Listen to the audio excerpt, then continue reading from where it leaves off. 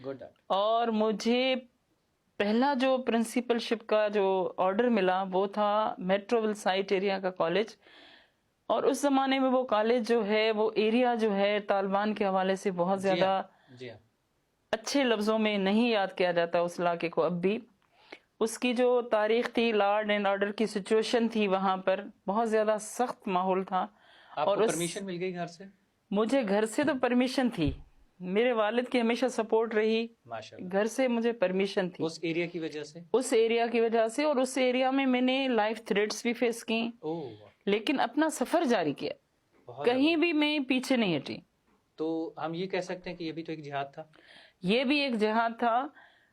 وہاں پر اس زمانے میں اورنگی پائلٹ پروجیکٹ کی محترمہ تھیں پروین رحمان صاحبہ، ان کا ٹارگٹ کلنگ ہوئی تھی اور مجھے تھریٹس تھیں. تو لوگوں نے مجھے کہا یہ جو تھریٹس آپ کو ہے میڈم ان کو سیریس لیں، آپ کبھی کبھی کالج آئیں اور راستے بدل بدل کر آئیں.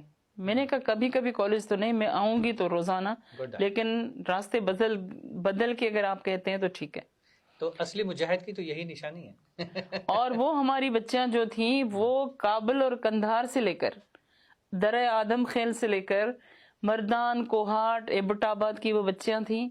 اچھا کچھ آغا خانی بچیاں بھی تھیں، گلگتی بچیاں آغا خان، جی وہ بھی بچیاں تھیں.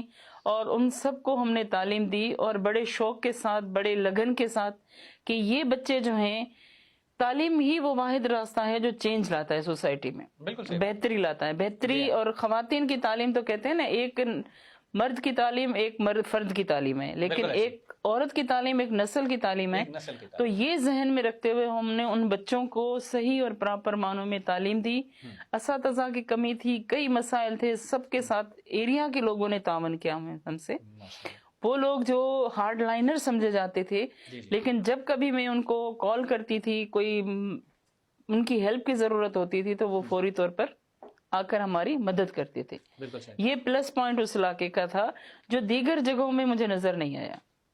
خواتین کی تعلیم کے حوالے سے علاقے والوں کی ایک پوری سپورٹ تھی، بالکل تھی.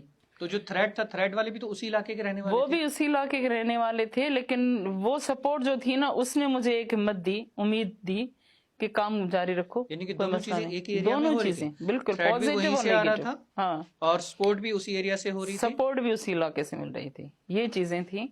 تو پھر ہم نے چلایا اس کو اور بہت اچھے طریقے سے